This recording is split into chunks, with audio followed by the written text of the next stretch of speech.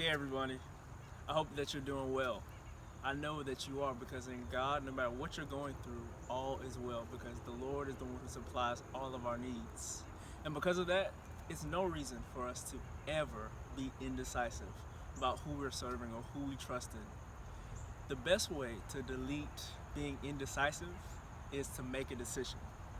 Even in your indecision, even your indecision is a decision because you're deciding to hesitate, you're deciding to wait, you're deciding not to move, and that in itself is a decision.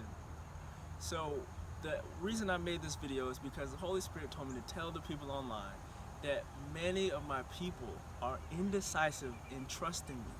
That's right. God the Father, the one who spoke the heaven and the earth into existence, the one who causes every molecule to be active and moving and alive, the one who causes the millions and trillions of cells in our bodies to be responsive, the one who causes us to have breath, says that people are indecisive in trusting him. How can we not trust someone who has the ability to create the heaven and the earth and the ability to place life on it? How can we not trust such a one? When Peter and the disciples were on the boat in the water, and they saw a figure coming forth, and Peter said, "Lord, if it's you, bid me to come. Tell me to come, and I'll come."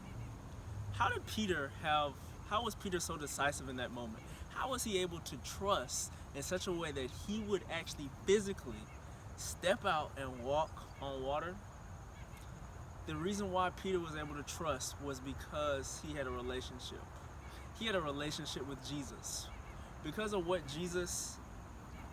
how he spent time with Jesus and what Jesus had already done for him, the love that Jesus poured out for him, the things that Jesus has already done in their relationship, Peter was able to trust because of his relationship. Peter was able to trust because of what he went through. The best way to trust God is simply to obey whatever he tells you, no matter how it feels. No matter what you feel, trust God. And that will cause you to have confidence in Jesus. The more you trust him, the more you obey him, the more you will trust him. So because Jesus had told Peter things before and it worked out, Peter obeyed Jesus wholeheartedly, no matter how he felt, and he saw the miracles, he saw the signs and the wonders, pass out the bread, and I'm going to multiply. Well, he didn't even say he was going to multiply it, but he obeyed and he saw the fruit of his obedience, which gives him the ability to trust. We trust whoever we spend time with.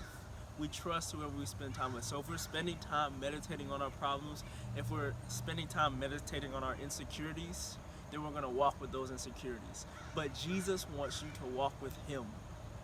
If you've been in this walk for long enough and you're still struggling with trust, I'm here to tell you, sadly, that you're not walking with Jesus. You're walking around Jesus. So you may see the works that he's doing, but you're not close enough to have that relationship like Peter, where you trust and obey what he says.